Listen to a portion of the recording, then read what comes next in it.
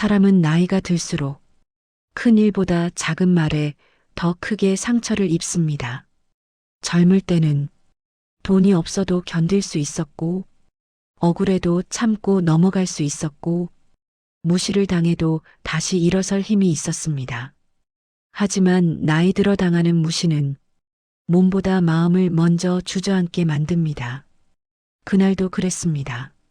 라면 한 그릇 때문이었습니다. 나는 올해 74입니다. 이름은 김성만. 젊어서는 작은 철물점을 했습니다. 크게 벌지는 못했지만 남에게 손 벌리지 않고 아들, 딸 대학까지 보냈습니다. 아들은 외국으로 갔고 딸은 서울에 살고 있습니다. 문제는 그 딸이었습니다. 아니, 정확히 말하면 사위였습니다. 아버지, 이번에 집 좀 줄여서 이사 가려고 해요. 3년 전 딸이 그렇게 말했습니다. 그때 나는 퇴직금과 남은 적금을 털어 딸 집 보증금에 보태주었습니다. 아버지 덕에 숨통이 트였어요. 그 말 한마디에 나는 기꺼이 내 노후를 조금 줄였습니다. 그 집은 법적으로는 딸 명의였지만 사실상 내 돈이 절반은 들어간 집이었습니다. 나는 그걸 자랑하려던 게 아닙니다. 그저 가족이니까. 손자는 올해 8살입니다. 활달하고 말이 빠르고 요즘 아이답게 자기 표현이 강합니다. 나는 손자를 참 좋아합니다. 손자는 내가 가면 늘 말합니다. 할아버지, 라면 끓여줘. 딸은 바쁘고 사위는 퇴근이 늦습니다.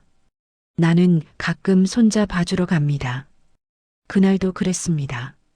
저녁이 조금 늦었습니다. 딸은 회사 회식이라고 했고 사위는 집에 있었습니다. 나는 손자랑 둘이 있다가 라면을 끓였습니다. 계란 하나 풀고 파 송송 썰어 넣고 조금 더 끓였습니다. 와, 할아버지 최고. 손자는 면을 후루룩 먹었습니다. 하지만 요즘 아이들은 면만 먹습니다. 국물은 남깁니다.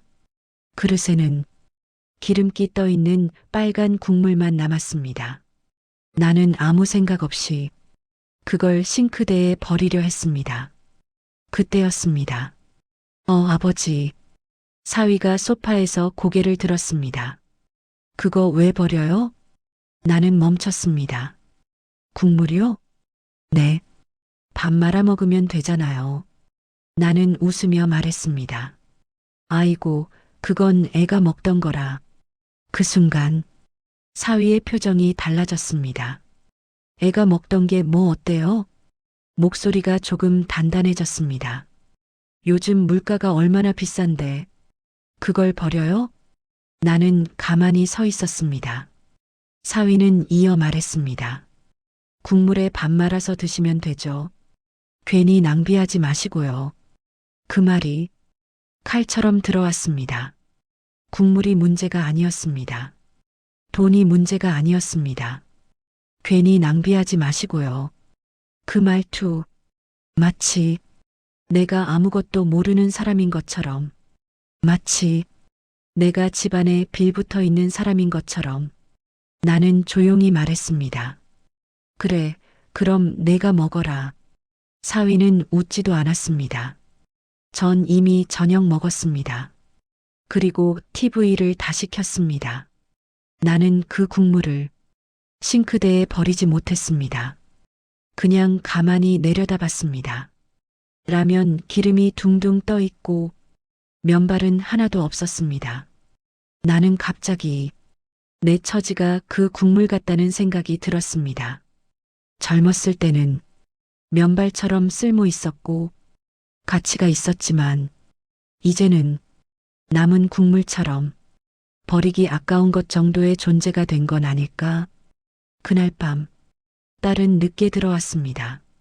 나는 아무 말도 하지 않았습니다. 하지만 잠이 오지 않았습니다. 사위의 말이 계속 맴돌았습니다. 요즘 물가가 얼마나 비싼데 그 집 보증금에 내 노후 자금이 들어갔다는 걸 그는 알고 있었습니다. 그런데도 그 말이 그렇게 쉽게 나올 수 있을까요? 며칠 뒤 나는 우연히 더 큰 말을 듣게 됩니다. 그리고 그때 나는 결심합니다. 국물이 아니라 집을 비우기로. 노인이 화를 내면 사람들은 고집이라고 말합니다. 노인이 결단을 하면 사람들은 감정적이라고 말합니다. 하지만 그 결단 뒤에는 수십 번의 참음과 수백 번의 침묵이 쌓여 있습니다.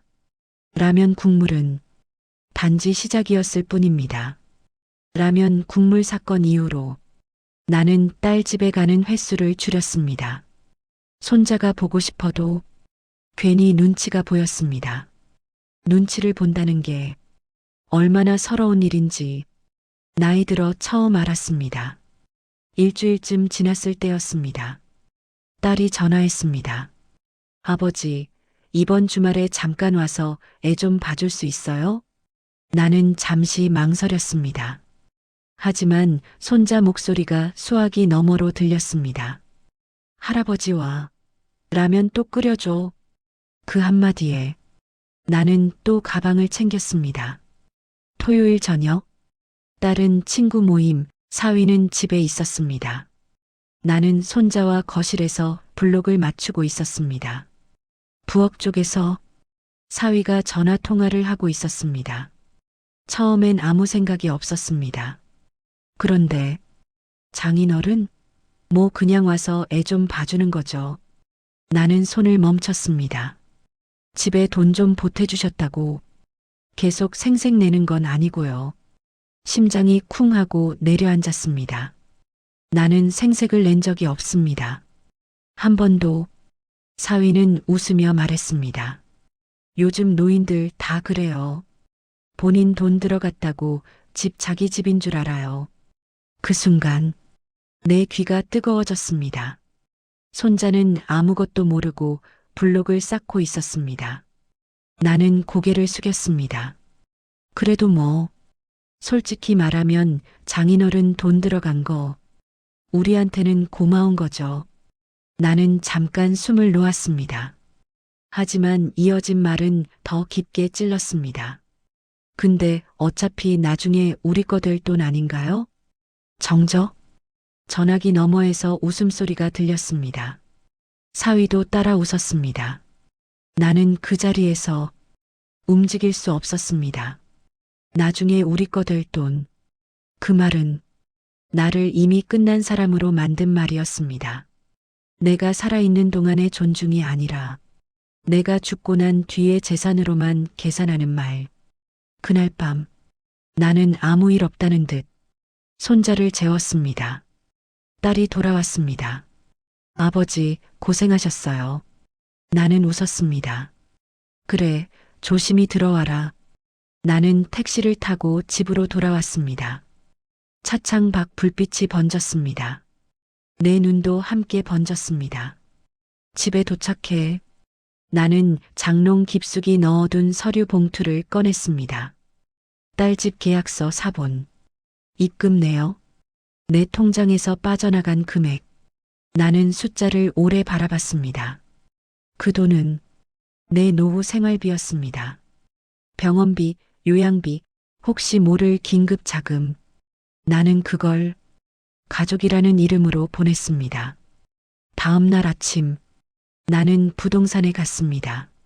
중개업자는 나를 보고 반가워했습니다. 어르신, 집 알아보세요? 나는 조용히 말했습니다. 아니요. 그리고 딸 집 주소를 적었습니다. 이 집 매물로 내놓고 싶습니다. 중개업자는 고개를 갸웃했습니다. 명의가 따님으로 되어 있는데요. 나는 천천히 고개를 끄덕였습니다. 압니다. 나는 이미 준비하고 있었습니다. 3년 전 집 보증금을 보태줄 때 딸과 공증을 해두었습니다. 차용금으로. 딸은 그때 웃으며 말했습니다. 아버지, 형식상 하는 거죠? 우리가 남이에요? 나는 그때 웃었습니다. 하지만 서류는 남겼습니다. 혹시 모를 상황을 대비해서 설마가 사람을 지켜줍니다. 중개업자는 서류를 보고 눈이 커졌습니다. 어르신 이거 채권 설정 들어가면 집 매매 절차 복잡해집니다. 나는 고개를 끄덕였습니다. 알고 있습니다. 따님이 아시면 나는 말을 끊었습니다. 알게 될 겁니다. 그날 저녁 딸에게 전화가 갔습니다. 부동산에서 그리고 밤 10시 딸에게 전화가 왔습니다. 아버지, 지금 뭐 하신 거예요? 목소리가 떨렸습니다. 뒤에서 사위의 목소리도 들렸습니다. 장인어른, 이게 무슨 뜻입니까? 나는 조용히 말했습니다.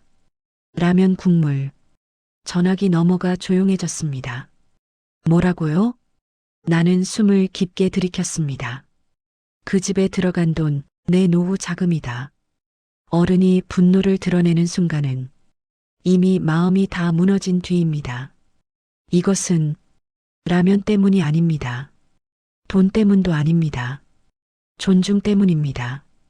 노인이 나중에 우리 거 될 돈이 아니라 지금 살아있는 사람이라는 걸 알려주기 위한 선택이었습니다. 밤 11시가 넘어서야 초인종이 울렸습니다. 나는 이미 알고 있었습니다. 문을 열자 딸과 사위가 서 있었습니다. 딸은 눈이 빨개져 있었고 사위는 굳은 표정이었습니다. 아버지, 이게 무슨 일이에요? 딸이 먼저 말했습니다. 나는 소파에 앉으며 말했습니다. 앉아라. 사위는 서 있었습니다. 나는 그를 바라봤습니다. 자네도 앉게. 마지못해 앉았습니다. 잠시 정적이 흘렀습니다. 나는 차를 따르며 말했습니다. 집에 들어간 돈 기억하지? 딸은 고개를 끄덕였습니다. 형식상 차용증 쓴 거잖아요. 우리가 아버지 돈 안 갚겠다는 것도 아니고. 나는 천천히 고개를 저었습니다. 형식이 아니다.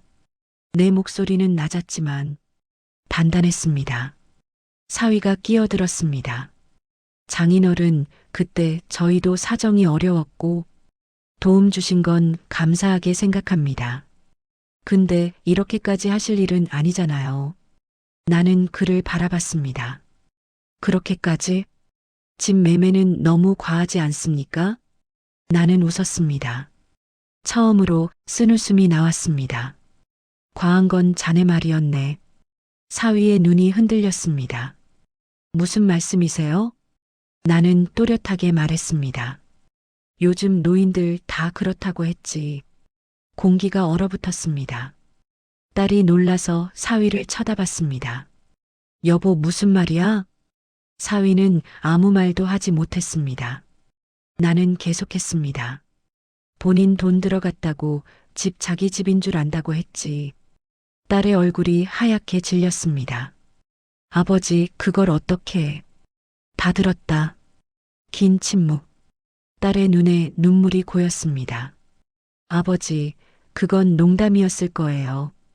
그렇지? 사위는 고개를 숙였습니다.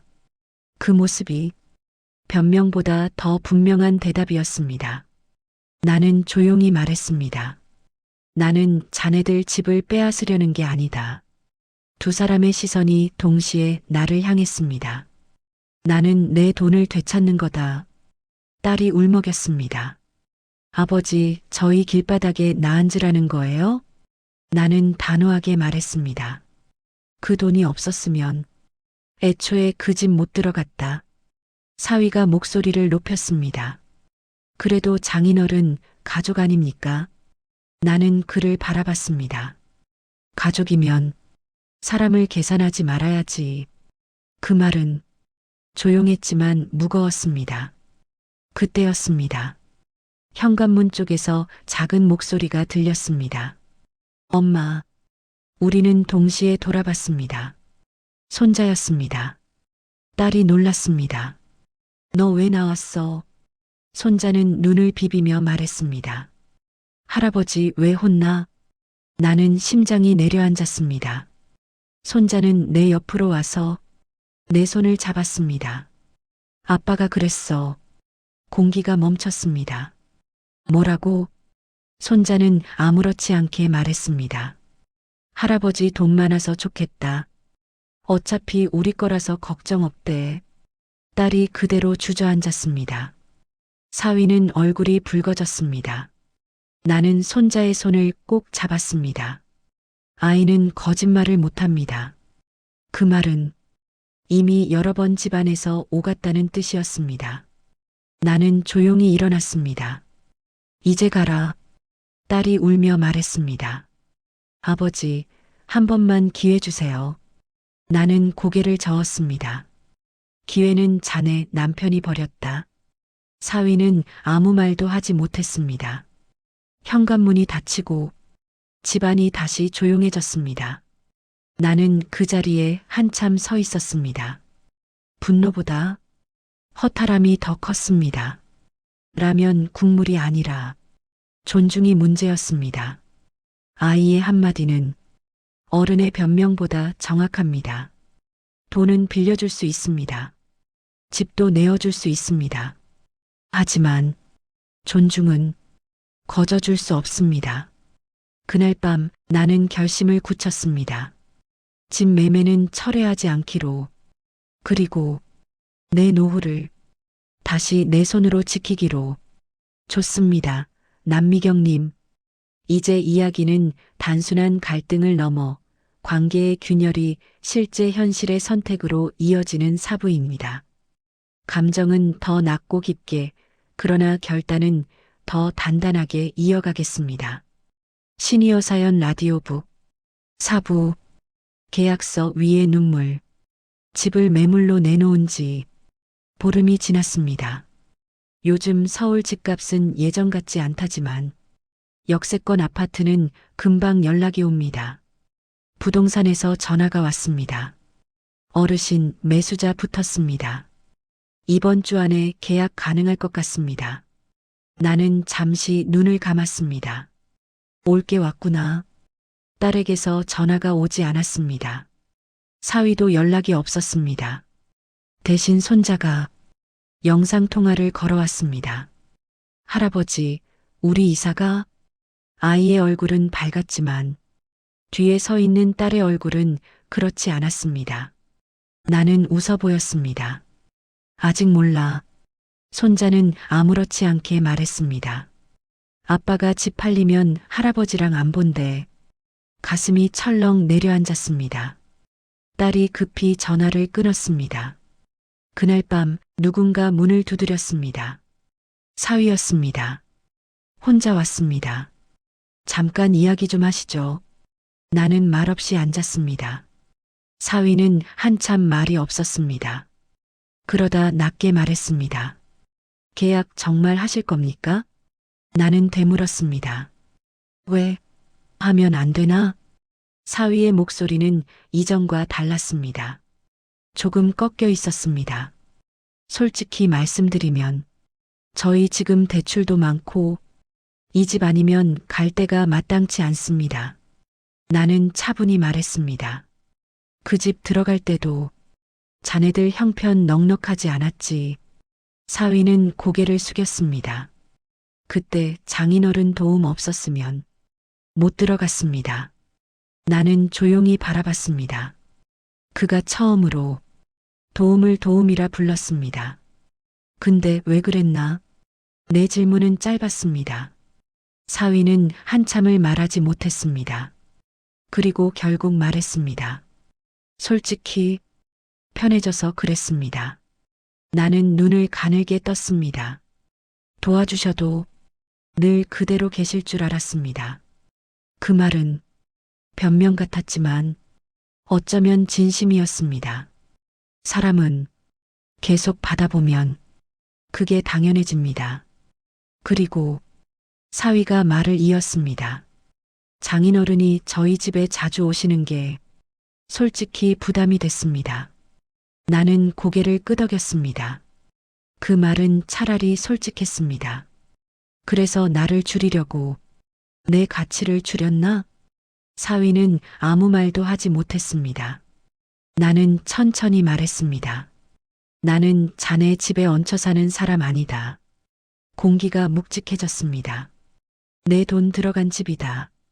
내가 오고 싶으면 오는 거다. 사위의 눈이 흔들렸습니다. 그때 현관문이 다시 열렸습니다. 딸이었습니다. 눈이 퉁퉁 부어 있었습니다. 아버지, 계약하지 마세요. 나는 그녀를 바라봤습니다. 이제야 아버지 마음이 어떤지 알 것 같아요. 딸은 사위를 보며 말했습니다. 여보, 그 말 어떻게 할 수 있었어? 사위는 아무 대답도 하지 못했습니다. 딸의 목소리가 떨렸습니다. 아버지 돈이 나중에 우리 거라니. 그게 말이 돼? 나는 딸을 처음으로 똑바로 바라봤습니다. 그 아이는 언제 이렇게 나이가 들었을까요? 아버지, 딸이 말했습니다. 저 아버지 돈 갚을게요. 시간 좀 주세요. 사위가 고개를 들었습니다. 놀란 표정이었습니다. 여보, 그게 무슨... 딸은 단호했습니다. 당연한 거야. 그 순간 나는 조금 숨이 놓였습니다. 적어도 내 딸은 아직 계산하지 않았습니다. 나는 한참 생각했습니다. 계약은 이틀 뒤였습니다. 파기하면 위약금이 있습니다. 하지만 이건 돈의 문제가 아니었습니다. 나는 자리에서 일어나 서류 봉투를 꺼냈습니다. 그리고 조용히 말했습니다. 계약은 미룬다. 사위가 고개를 들었습니다. 딸의 눈에서 눈물이 쏟아졌습니다. 하지만 조건이 있다. 노인이 결단을 번복하는 것은 약해서가 아닙니다. 기회를 한 번 더 주는 것은 지기 싫어서가 아니라 관계를 끝내고 싶지 않아서입니다. 그러나 조건 없는 용서는 다시 같은 상처를 부릅니다. 이제 할아버지는 마지막 시험을 내립니다. 계약은 미룬다. 내 말에 딸은 울음을 터뜨렸고 사위는 안도의 숨을 쉬었습니다. 하지만 나는 손을 들어 말을 막았습니다. 대신 조건이 있다. 거실 공기가 다시 무거워졌습니다. 나는 서류 봉투를 탁자 위에 올려두었습니다. 첫째, 사위의 눈이 나를 향했습니다. 내 돈 정확히 얼마인지 알고 있나? 그는 대답하지 못했습니다. 딸이 작은 목소리로 말했습니다. 이자 포함하면 1억 3천. 나는 고개를 끄덕였습니다. 그 돈 3년 안에 갚아라. 사위가 고개를 번쩍 들었습니다. 3년이요? 못 갚으면 집 판다. 나는 담담하게 말했습니다. 협박이 아니라 원칙이었습니다. 둘째, 나는 숨을 천천히 고르고 말을 이었습니다.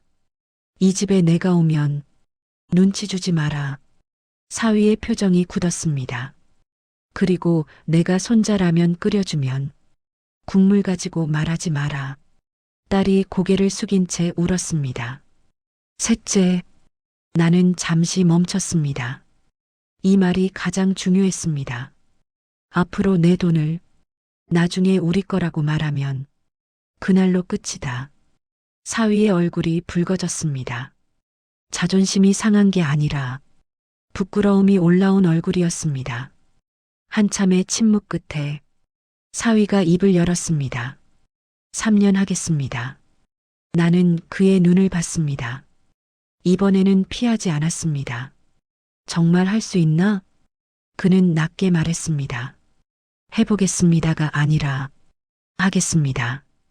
딸이 놀란 눈으로 남편을 바라봤습니다. 여보, 사위는 천천히 말을 이었습니다.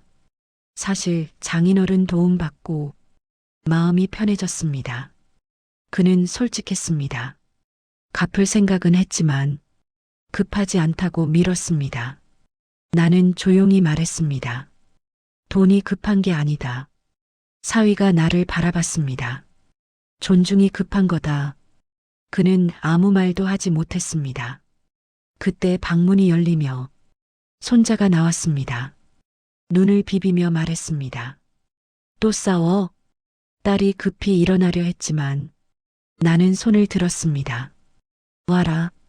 손자는 내 무릎에 올라왔습니다. 할아버지, 우리 이사 안 가? 나는 웃었습니다. 안 가도 될 것 같다. 손자는 환하게 웃었습니다. 그리고 사위를 보며 말했습니다. 아빠, 할아버지한테 미안하다 해야지. 정적? 아이의 말은 항상 직선입니다.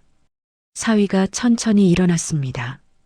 그리고 내 앞에 섰습니다. 고개를 숙였습니다. 죄송합니다. 짧은 말이었습니다. 하지만 이번에는 가벼운 말이 아니었습니다.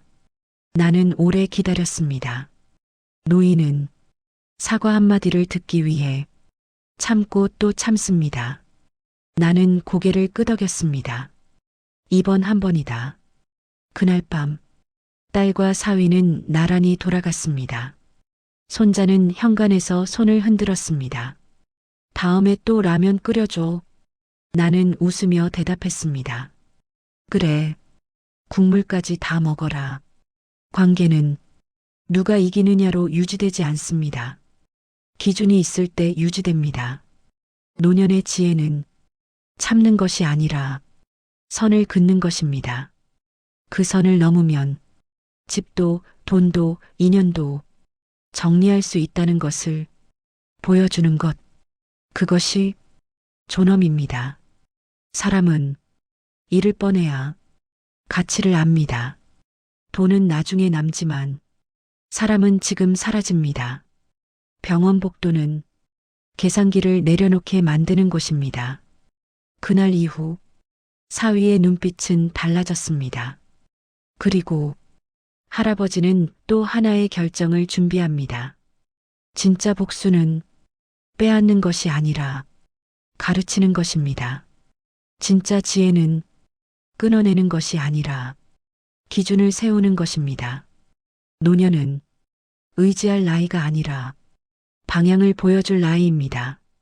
라면 국물 한 그릇이 한 가정을 바꿨습니다.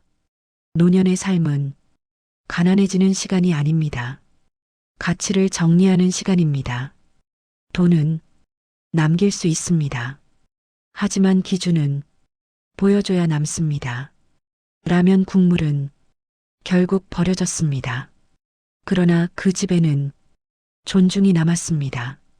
그리고 그것은 팔리지 않습니다.